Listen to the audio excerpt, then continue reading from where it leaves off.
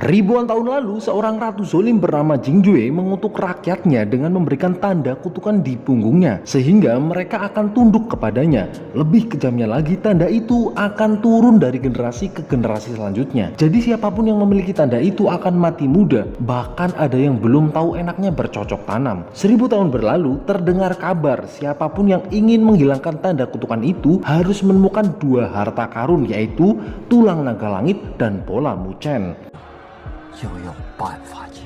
Kisah akan berfokus pada seorang pemuda bernama Hubei. Dia juga memiliki tanda kutukan itu. Hubei bersama teman-temannya dan didampingi oleh Profesor J, seorang arkeolog handal yang sudah membaca petunjuk pahatan tulang naga langit. Kini mereka harus menemukan bola mucen yang sesuai petunjuk mengarah ke Yunan atau dekat Jerman, jejer Kauman. Di tempat lain, sebujajah Fatty dan Lian bersama Ling malah ingin menjual tulang naga langit itu yang jelas-jelas sangat sulit didapat, sehingga para hadirin dan hadiroh menantangnya untuk menunjukkannya di depan umum, hingga terjadilah keributan.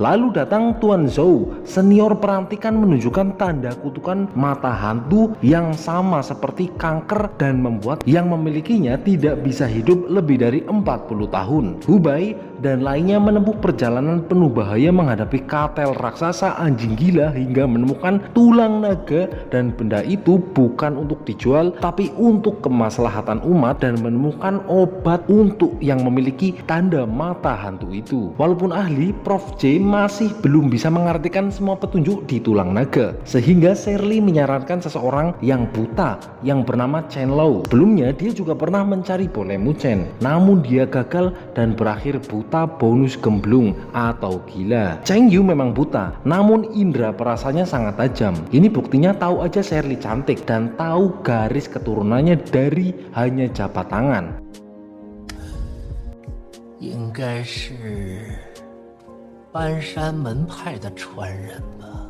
Begitu juga ketika berjabat tangan dengan Hubei. Dia tahu kalau Hubei turunan Mojin legendaris.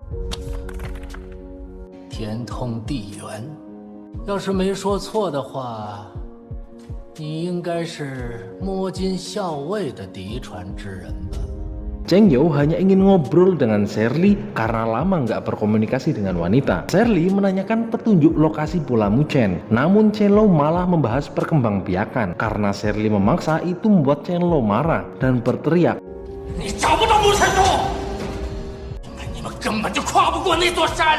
Kemudian Chen Yu menunjukkan akibat dari mencari bola mucen karena menatap sesuatu yang menjaga tempat itu.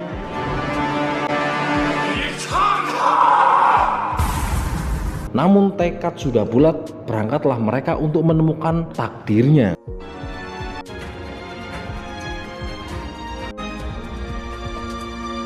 Tiba-tiba saja bus yang dikendarainya tergelincir karena supir ngerem mendadak melihat batu yang berguguran menghalangi jalan.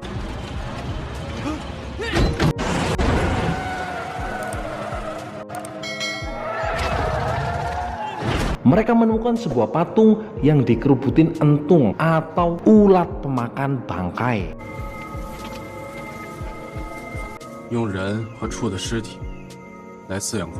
Medan magnet di sana cukup kuat, itu menandakan cukup dekat ke area makam Xian Wang. Sampailah mereka di tempat penginapan, di tempat Tante Cayun. Hubei pernah menikmati masa kecil di sana dan berteman akrab dengan Shui, anak Cayun. Melihat kedekatannya membuat Shirley sedikit cemburu. Shui yang nantinya akan mengantar mereka melalui jalur tersembunyi untuk mencapai Gunung Naga. Pada malam harinya, untuk menghabiskan malam, Fatty dan Ling bermain dengan kunang-kunang. Namun Fatty dikagetkan dengan kunang-kunang yang terasa panas ketika dia pegang.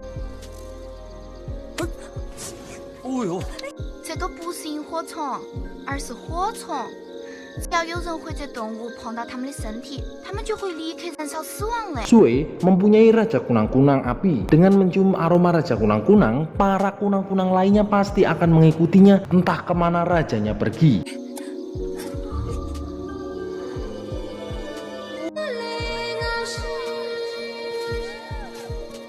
Karena suasana dingin dan mendukung, Shirley dan Hubei ingin menghangatkan diri dengan menempelkan congor mereka.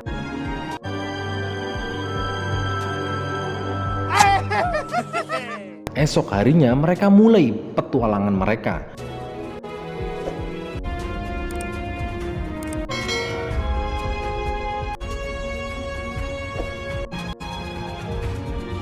Kuei mengantarnya hanya sampai di pintu masuk gua.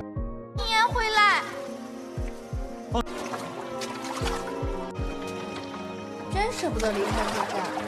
Diam-diam ternyata Fatty meminjam tanpa ngomong Raja Kunang-Kunang Api agar Ling bahagia. Banyak sekali akar-akar yang berkelantungan kayak bulu ketek di dalam goa. Dan kompas tidak bekerja karena medan magnet yang begitu kuat. Kemudian muncul ikan kecil. Lian mencoba beramah tamah. Namun ternyata ikan itu adalah ikan viper dengan gigi setajam silet. Karena mencium darah Lian, ikan-ikan viper itu menjadi sangat agresif dan melakukan penyerangan.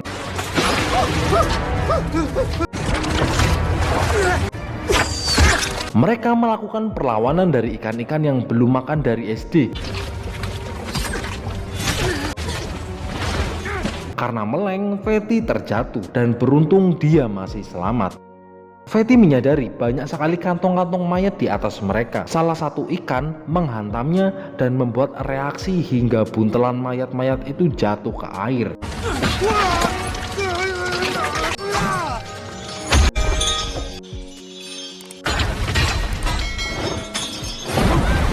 Ternyata benda-benda itu berisikan serangga terbang pemakan kikil dan langsung menyerang mereka.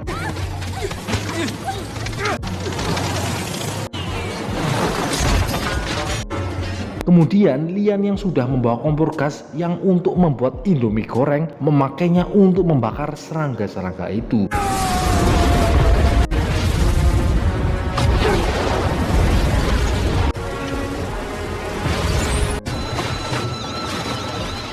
Namun kompor gas semakin menipis dan dengan berani Hubei melakukan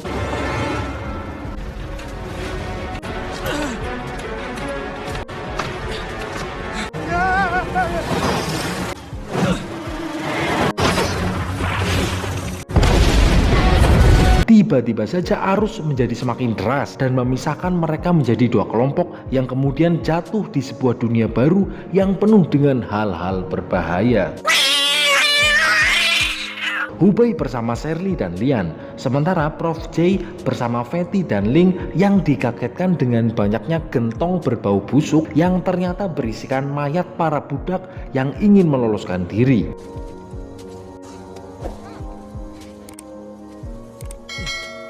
这恐怕都是修建献王墓的工匠。 Fatty bersiap menembakkan tembakan suar agar Hubei tahu lokasi mereka. Di tempat lain, Hubei terkejut dan terherman-herman dengan jejak kaki yang begitu besar. Dan jelas itu bukanlah celeng atau hewan lainnya, tetapi hewan yang lebih berbahaya. Benar saja mereka dikagetkan dengan kadal mirip buaya namun besar dan sangat lincah di darat. Para kadal itu memburu mereka untuk dijadikan sarapan. Shirley dan Hubei melakukan perlawanan.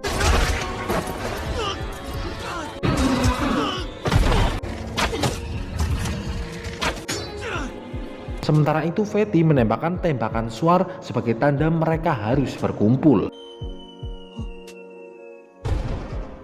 Karena membawa beban hidup yang begitu berat, Prof J menjadi target yang mudah dikejar.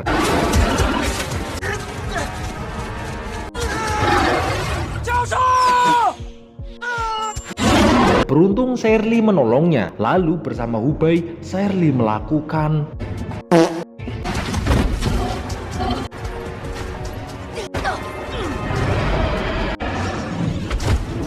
kadal itu memiliki pendengaran tajam, namun kadal itu katarak, tidak bisa melihat lebih dari 3 meter. Teror masih berlanjut. Mereka terpojok di tepian jurang. Demi hidupnya, mereka nekat meloncat.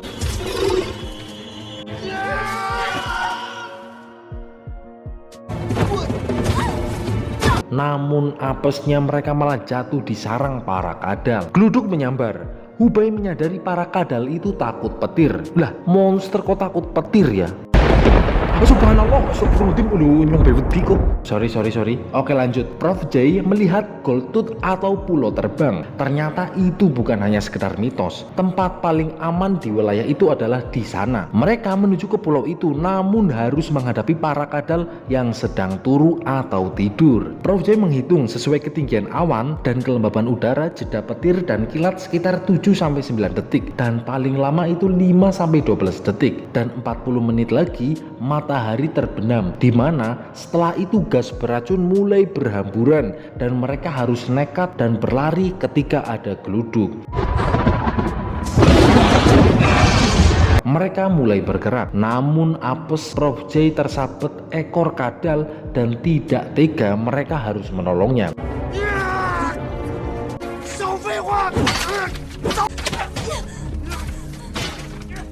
Di sisi lain, Hubei dan Shirley berencana memancing para kadal. Shirley mulai memancing para kadal ke perangkap, dan tiba-tiba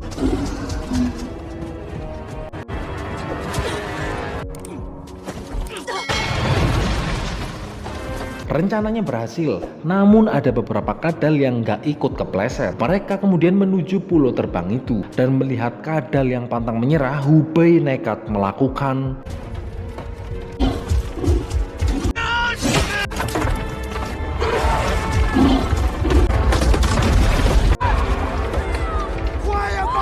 Beruntung Hubei masih selamat dan mereka berhasil sampai di pulau terbang. Pulau itu bisa terbang karena medan magnet yang begitu kuat, dan dalam sehari 4 musim melanda pulau itu. Pagi musim semi, siang musim panas, sore musim gugur, dan malamnya musim dingin. Namun itu nggak seberapa karena di tempatku banyak sekali musim. Musim rambutan, musim durian, musim mangga, musim copet, musim begal, pokoknya banyak banget. Malam harinya mereka menghabiskan malam dengan berenang. Namun sayangnya masih pakai baju. Lah, emang mau telanjang ya? Esok paginya mereka melanjutkan perjalanan.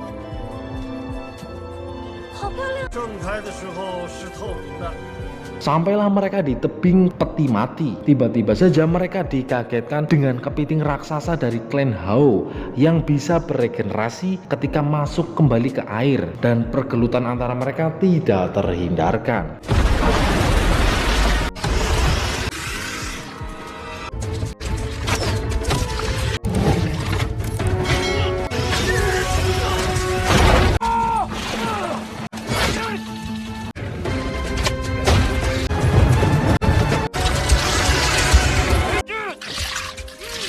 Profesor J dan Lian mengikat kaki kepiting itu. Hubei mulai menusuk kepalanya, namun kekuatan kepiting itu sungguh luar biasa. Kepiting itu mengejar Ling dan menyerangnya.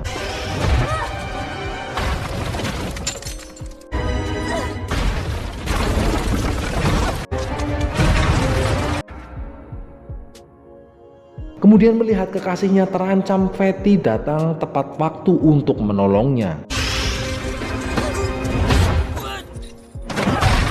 Rencana kembali disusun. Ling menyuruh Fatty untuk membantu lainnya, padahal dia terluka karena serangan kepiting itu. Tali yang sudah disiapkan berhasil mengikat kepiting, lalu Profesor J melakukan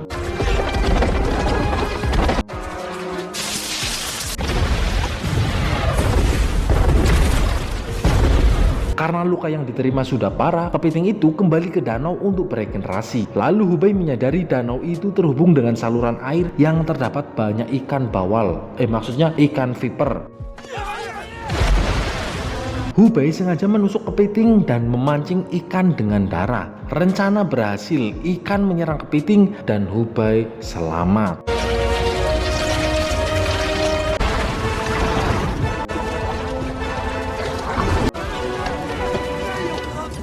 Teror kepiting telah usai, namun kelompok itu dikagetkan dengan Ling yang tiba-tiba tersungkur yang ternyata terluka cukup dalam.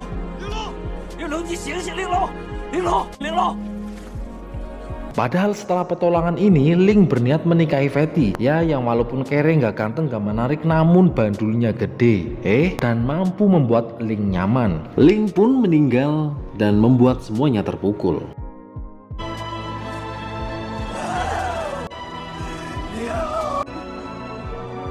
Sementara itu Tuan Zhou menemui Chen yang bilang arti terakhir dari petunjuk adalah siapapun yang tunduk maka dia akan selamat. Mereka akan selamat jika kembali pulang. Hubei dan yang lain menghanyutkan jenazah Ling dengan peti karena alirannya akan membawa kembali ke mulut gua. Prof J tahu arti petunjuk terakhir memang harus kembali jika ingin selamat, dan peti-peti itu adalah pemberian dewa untuk menyelamatkannya. Namun kutukan tidak terangkat dan setidaknya mereka bisa menikmati hidup hingga 40 tahun. Mereka mengambil mufakat menyerah atau melanjutkan.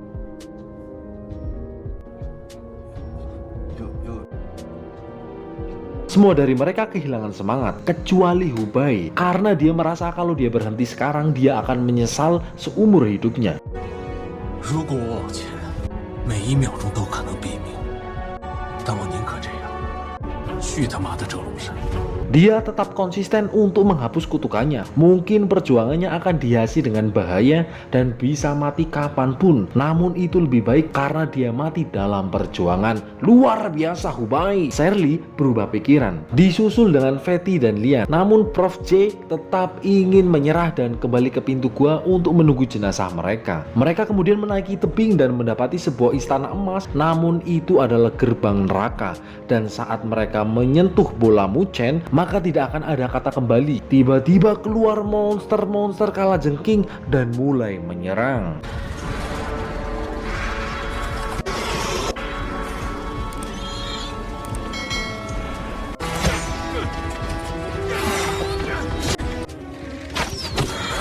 Akhirnya Hubei berhasil mengambil bola Muchen. Itu membuat semua lonceng berbunyi dan memukul mundur para kalajengking.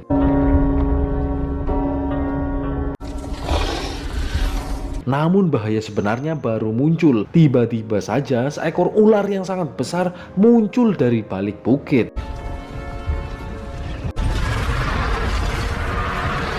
Ular itu adalah peliharaan dari putri Jingjue yang sudah hidup ratusan ribu tahun untuk menjaga bola Muchen hingga sebesar bukit.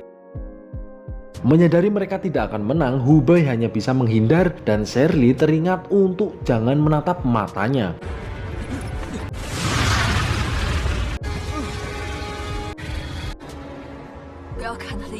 Suara lonceng itu membuat Hubei dan lainnya kebingungan. Namun hati yang sudah teguh tidak membuat Hubei tunduk. Dan tiba-tiba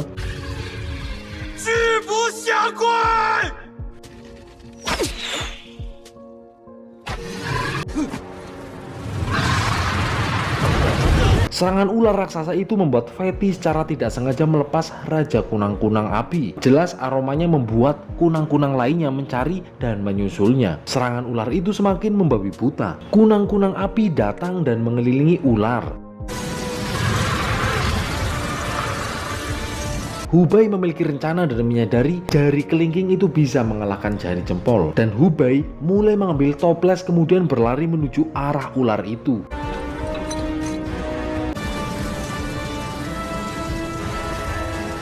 Serangannya membuatnya terjungkal dan melepas Raja Kunang-Kunang Api. Dan mungkin itu adalah harapan terakhir mereka untuk bisa hidup. Dan tiba-tiba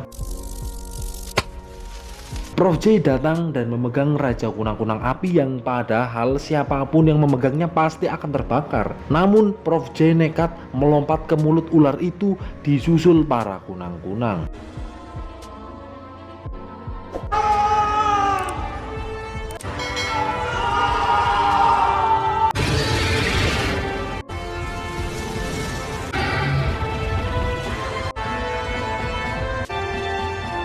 Ular itu kemudian terbakar karena kunang-kunang api beserta Profesor J. Hubei dan lainnya kembali pergi menuju ke penginapan.